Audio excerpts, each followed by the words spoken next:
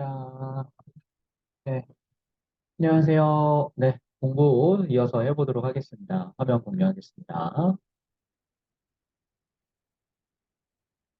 자, 이번 시간에 여러분 이제 중국, 몽골, 즉 원나라 시대를 우리가 좀 마감을 하고요. 네, 명나라, 그다음에 청나라에 대한 공부를 해보도록 하겠습니다. 그럼 앞서 지금 이렇게 타이틀 달고 있는 것처럼 중국의 이제 황금기라고 불리는 게 바로 명나라, 청나라 시기고요. 이 시기에 대폭적으로 중국의 인구가 어마어마하게 늘어서 지금과 같은 흐름까지 계속 이어졌다라는 것을 여러분이 확인해 보실 수 있을 겁니다. 이 명나라, 청나라 공부를 해보도록 자, 여러분, 언제부터 왜 서양이 세계를 지배하게 됐을까라는 거, 여러분 어떻게 생각하세요? 언제부터 서양, 미국이나 유럽 같은 국가들이 세계 최고의 국가들로 부상을 했을까요? 네, 바로 여러분, 이 질문이 나왔다는 거는 이 명청 시기였다라는 거 우리가 확인해 볼 수 있죠. 이게 이제 청나라 말에 가면서 얘네들이 이제 역전해 나가는데 그 이제 과정들을 중점적으로 여러분이 공부를 해보시면 될 것 같습니다. 이거는 여러분 이거는 좀 수업 때 다시 이야기를 해보도록 할게요. 자, 여러분 일단 명나라 청나라의 이제 배경이 되는 거 이것도 수업 때 여러분 다시 한번 이야기를 해보도록 하겠습니다.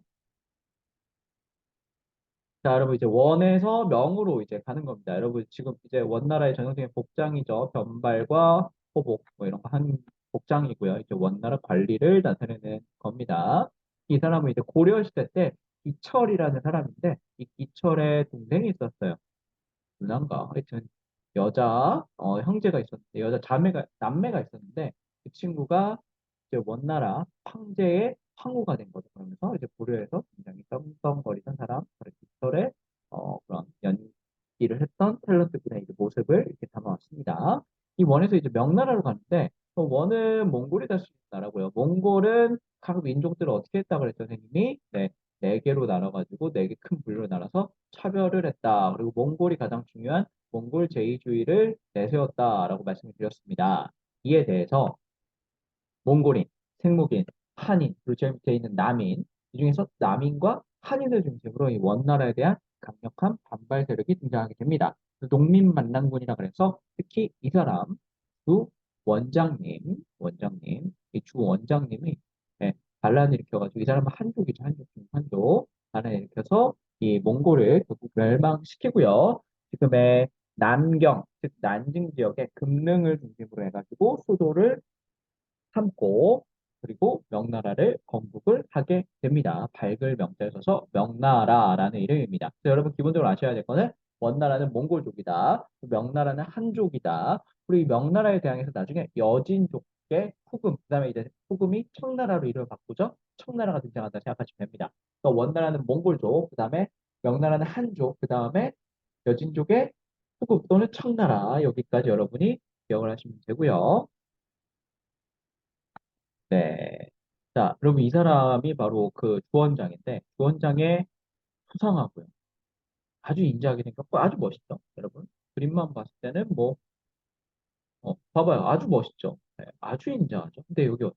네, 이게 주원장의 실제 모습이다라고 합니다. 근데 문제는 이렇게 그려놓으니까 황제가 이 화가를 죽여버렸대요. 그래서 앞으로 그 이후의 화가들이 다 이렇게 주원장을 그렸다라고 합니다. 수가 어마어마하죠. 턱주가리 보세요. 네, 하여튼 주원장 어렸을 때부터 굉장히 힘들게 살았기 때문에 공보도 있었고 이렇게 좀 외모 컴플렉스가 심했는데 이거를 이렇게 극복하기 위해서 자기를 얼굴을 그리는 화가를 죽인 그런 모습도 보이게 됩니다. 그러니까 여러분 어떤 이미지만 여러분 일단 갖고 계시면 되냐면 이 주원장 즉 나중에 홍모제가 되는 이 사람은 굉장히 무소불위 그러니까 자기가 최고의 권력을 행사했고 자기 마음에 안 드는 사람들은 가차없이 숙청하는 모습을 보였다라는 거 우리가 확인을 해보실 수 있습니다. 네, 일단 이런 이미지만 여러분 갖고 가는 겁니다. 네, 이 주원장이 했던 게 이제 이갑질하는 게 있는데 이건 수업 때 설명을 할 겁니다. 주원장이 이제 아까 굉장히 강력하게 권력을 행사했다 그랬죠. 그래서 각 지역에 있는 마을에 있는 사람들도 통제하기 위해서 이갑제라는 걸 실시를 합니다. 본 수업 때 다시 한번 다뤄보도록 하겠습니다. 이 주원장 뒤에 나오는 사람이 이 영락제라는 사람입니다. 주원장은 첫째 아들이 있었고요. 그 첫째 아들 밑에 이제 손자가 있어요. 근데 문제는 뭐냐면 이 첫째 아들이 일찍 죽어버렸어요. 그래서 이제 손자가 황제가 됐거든요. 근데 문제가 뭐냐면 이 주원장의 아들들 중에서 실력자가 많았던 거야.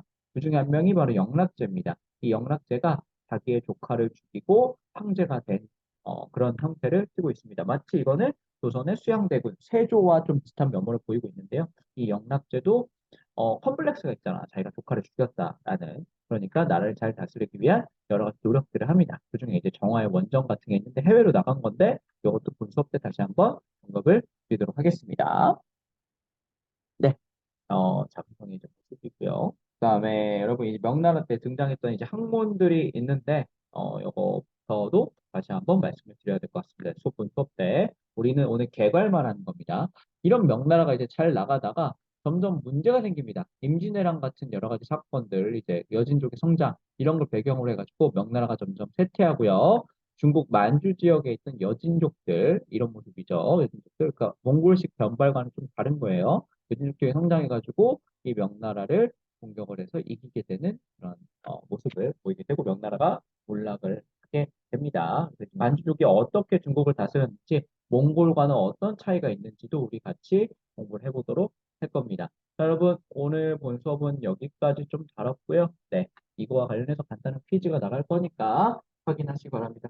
아, 이제 선생님이 3학년 스포츠 클럽 맡으면서 배드민턴을 좀 2시간을 아주 피곤하네요. 지칩니다. 그래서 여러분 잘 따라와 주시기를 바라겠습니다. 자, 여러분 여기까지 하겠습니다.